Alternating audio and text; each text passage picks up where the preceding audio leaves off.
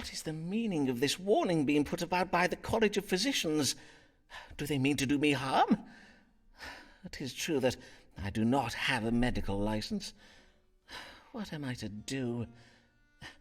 Mayhap the stars will advise me.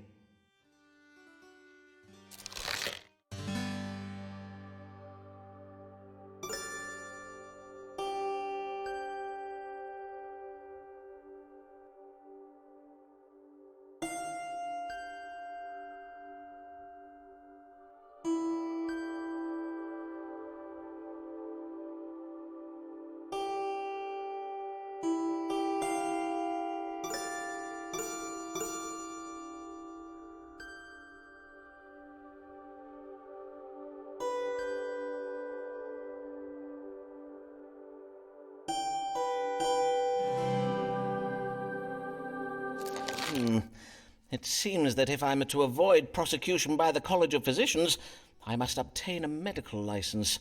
Towards this end, doubtless the best course is to serve my querents well, treating their illnesses and problems with intelligence and sensitivity. For if I do, they may favour me with letters of recommendation, and I can use these to petition the University of Cambridge to grant me a license.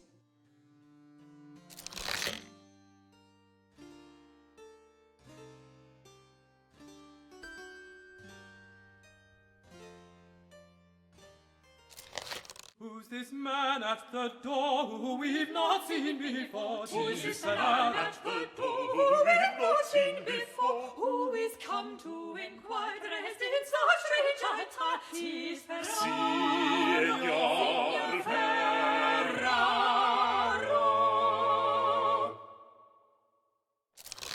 Good day to you, sir. Oh, I see you're having some difficulties. William, fetch my guest a chair. No, he's good. I am just a little stiff. As you wish. Mr. Signor Riccardo Ferraro. I am a gentleman of Venezia, come to make a trade in London. Venice? 'Tis a fine city, I hear. And how may I do you service this day, Signor Ferraro? I am come with una problema medicale, and you are most great dottore who does cure all London, eh? You cure Ferraro too, see? Forsooth, I will seek to do so, Signor. Pray, describe your complaints, if you please. Is burning when I make the water. Pain during urination? See, and his pain down here. Molto pain. And pain in the lower back. Now, let us see what the stars can tell us. What ails Signor Riccardo Ferraro?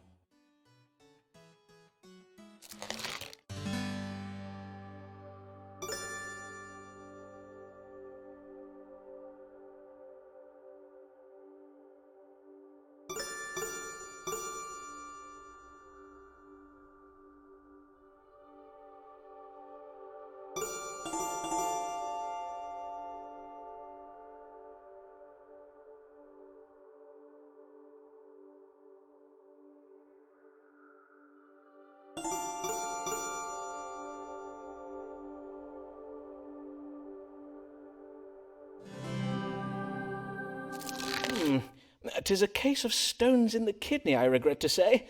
But worry not, Signor. I will give you an ounce of my strong water to dislodge them. Drink this entire flask when you rise at dawn tomorrow. You may then expect to evacuate the stones by way of your privy member within just a few hours." Ah, your famous strong water. This water 'tis said to cure the plague, eh? I thank you, Signor Foreman. And now Riccardo Ferraro bids you good day.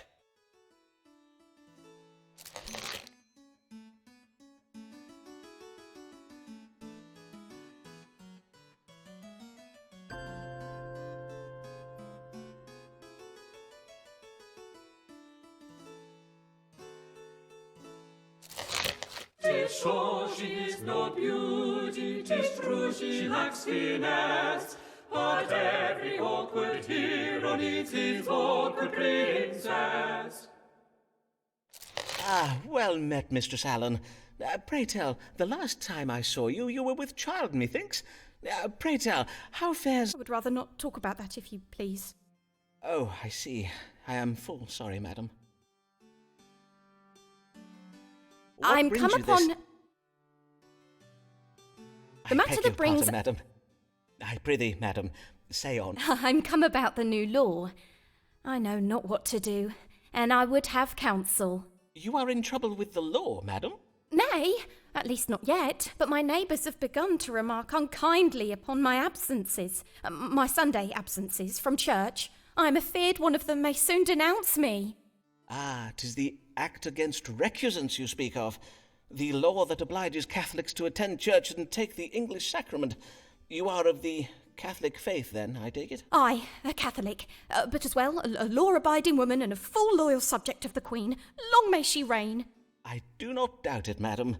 But to take the Protestant sacrament, 'tis heresy. So says the Pope in Rome. I risk being damned to hell if I do it, Dr. Foreman. Verily, I find myself in a most terrible bind. I see. Damned if you do, yet condemned if you do not. A cruel bind indeed. Well, let us see if the stars may untangle it for us. Should Mistress Avis Allen attend Protestant church services?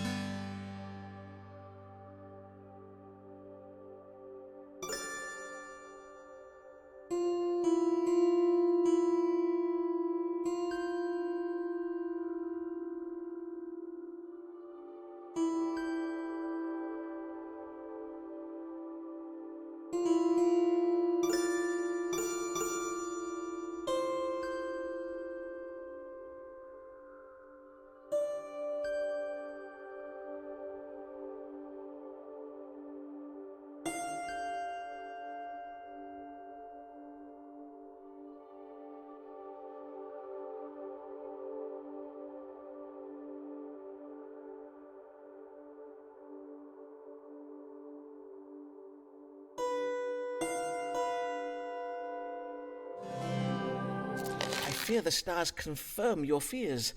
You must attend church every Sunday, lest you risk being prosecuted for being a recusant. Oh, but then what of my soul, Dr. Foreman? Methinks I have a solution for that, madam. If you were to cross your fingers behind your back during the service, any Protestant oath you swear would not count. Of course, you must be sure to stand at the back of the church while doing so that only God may see, and no one else. Forsooth, what an ingenious notion! Oh, Dr. Foreman, you have saved me. You are so wise, sir. 'Tis so. Verily, 'tis most admirable. But, dear lady, 'tis you who is to be admired. The strength of resolve, your devotion to your faith, and your... Madam, would you care to... see my collection of Venetian glassware? I think I would. Indeed, I would like that very well.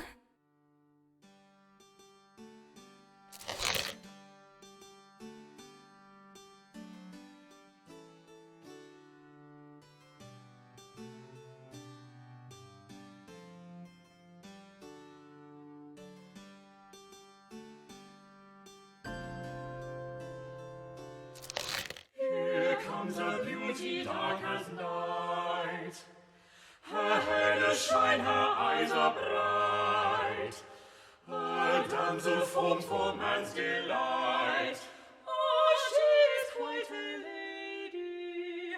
Oh, she is quite a lady.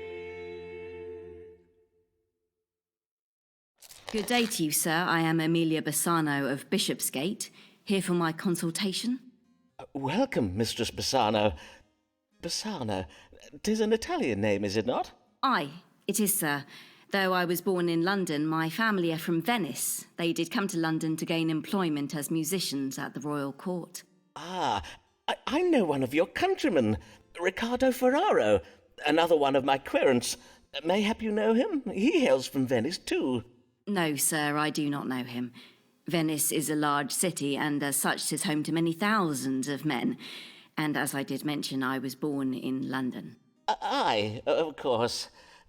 Mayhap we turn our thoughts to what brings you hither this day. Have you a question for me? Aye, sir, I wish to know what afflicts me, for my belly does begin to swell, and lately I oft find myself chundering after meals. Swollen abdomen and involuntary upward purging.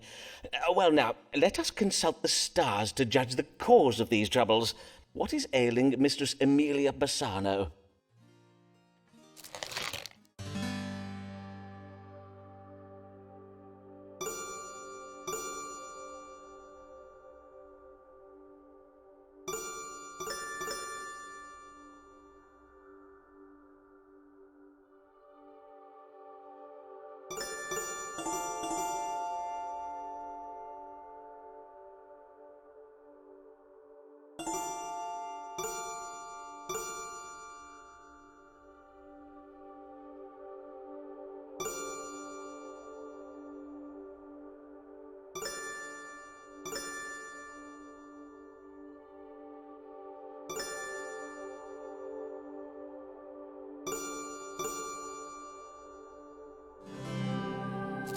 I neglected to ask. Is there a Mr. Bassano? Aye, my father still lives. I mean to say, are you yet married, Mistress Bassano? I presume you are, for the stars indicate that you are with child. Wondrous news indeed. Ah, I see. Of course, it is natural for a young lady to be a trifle anxious when she's expecting her first child. And I see you are anxious, are you not? Aye, Mr. Foreman, I own that I am. Well, doubtless you are anxious owing to the unpredictable nature of your condition. For instance, sometimes the child might emerge from its mother's womb early, weeks or even months earlier than anticipated. This possibility is a medical fact, and one that should be explained to any husband you may... Do you see what I'm saying, Mistress Bassano? Nay, not in the least, sir. Ah, some of my maiden querents, I assume you are still unmarried and therefore a maiden, when they find themselves inexplicably with child, they oft do not remain unmarried for long. I advise you to discuss this with your family without delay, Mistress Bassano. Doubtless they will be keen to make the arrangements for you. I see. Yes, of course. I must lose no time in finding a husband. I thank ye, Dr. Foreman. Good day.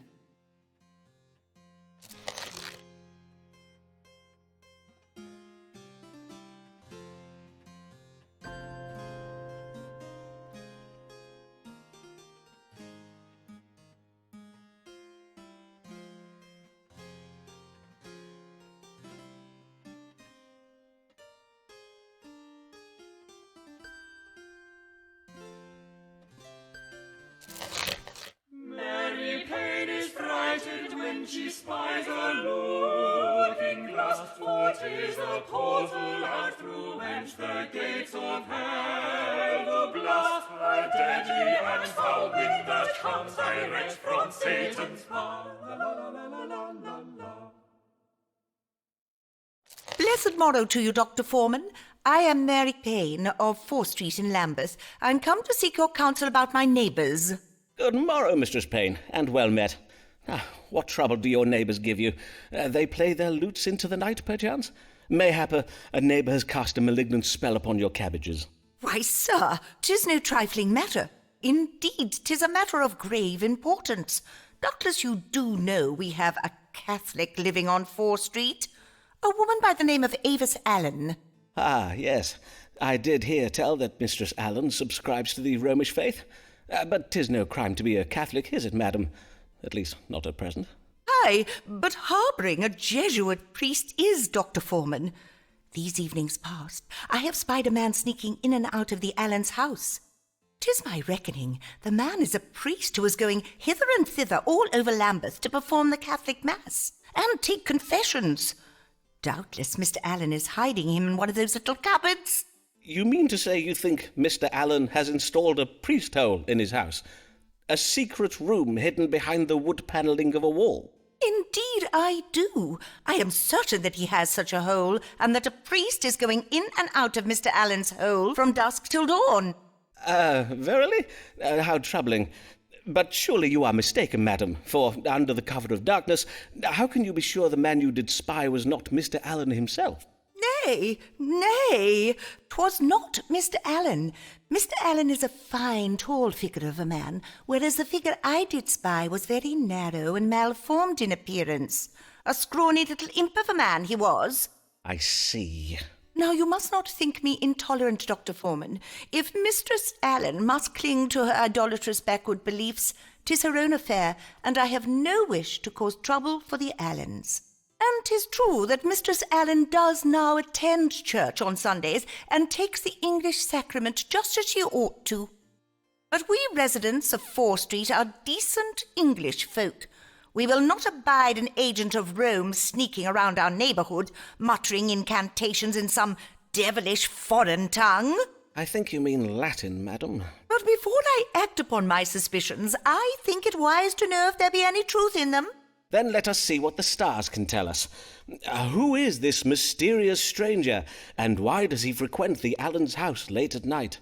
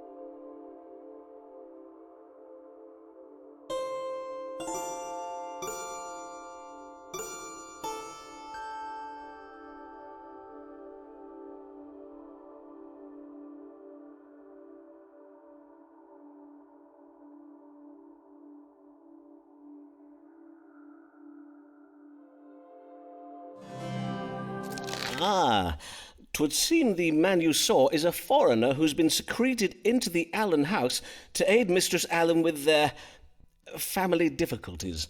Family difficulties? Come, Dr. Foreman, pray speak plain. Ah, well, as you doubtless know, the Allens have never been blessed with a living child.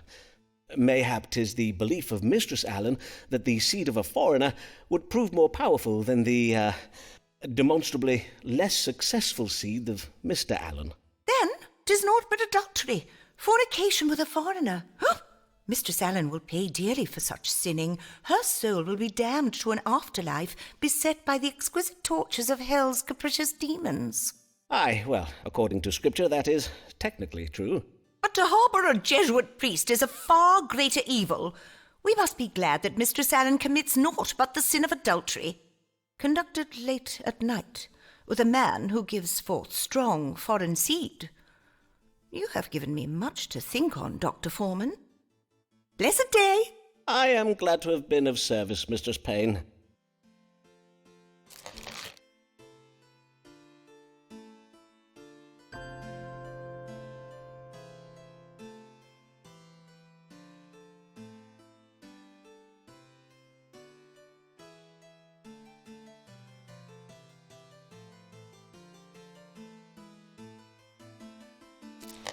When the querent does rock a continental frock, when the querent does rock a continental frock, when his Italian flair features on facial hair, 'tis Ferraro.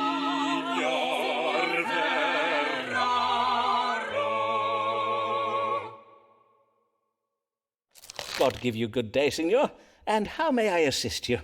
'Tis I, Riccardo Ferraro, come once again to see the great dottore, Simon Foreman. So I see. What brings you this day? I bring myself to you, so you treat my illness. 'Tis very grave. And, what might this illness be? Perchance we might start with your complaints. First problem is the laughter that cannot be controlled. Uncontrollable laughter, you say? I see. Anything else? Next problem, the dancing that cannot be controlled. Uncontrollable dancing. And yet, you do not appear to be dancing at present. What can I say? 'Tis uncontrollable dancing. I cannot control when I dance. Nay, 'tis a fair point. Doubtless my disease, whatever it may be, is very rare and very difficult to diagnose. But of course, if it be beyond your medical understanding... Let me assure you, Signor, that whatever is said of us on the continent, the learning of we English doctors is unparalleled. There is no better medical care to be had than in London. Now, let us see whether the stars may tell us something of your unusual and troubling illness.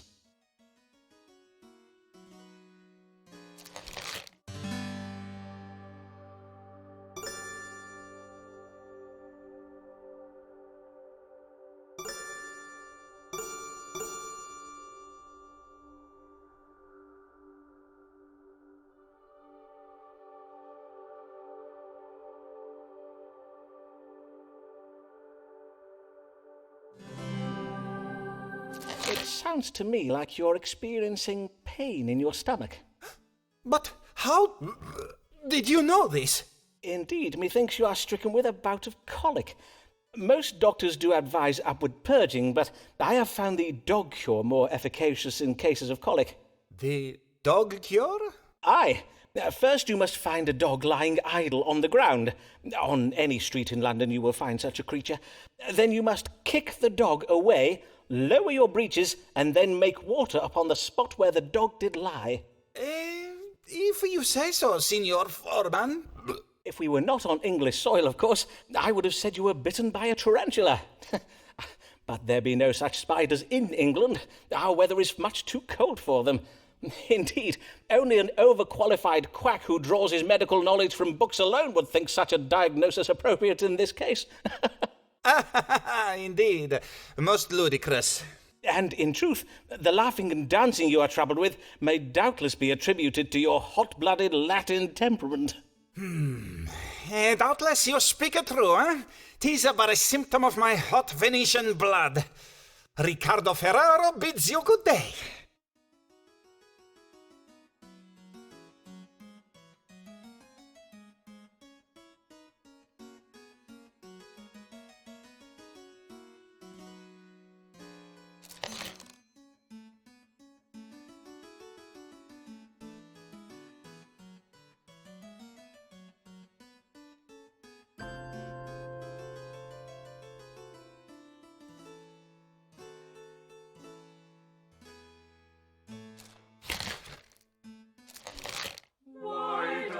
Lady feel confined.